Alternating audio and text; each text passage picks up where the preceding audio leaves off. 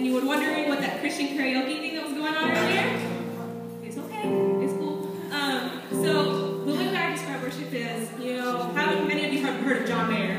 John Mayer fans anywhere? Alright, so John Mayer writes these awesome love songs, right? And so does Jason Mraz, but we won't get into that. But the way that I describe worship, that worship is best described, is we're singing our love to the Lord. If you guys don't have a relationship with the Lord, that's okay, perfectly okay. We have the words on the screen and you can sing along. If you want to, don't be surprised if people are dancing and raising their hands, closing their eyes. It's completely normal. So with that, we want to come and worship with us. But before we do that, I want to say something as well. What I think is awesome right now is that we are a multi-ethnic community. You can, yeah, you can you come a long way. You come a long way.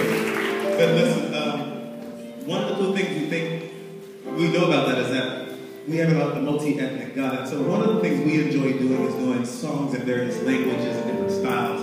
I was just in Japan 3 weeks ago, and I was in a town called Chiba, Japan, and I saw some people that looked like me.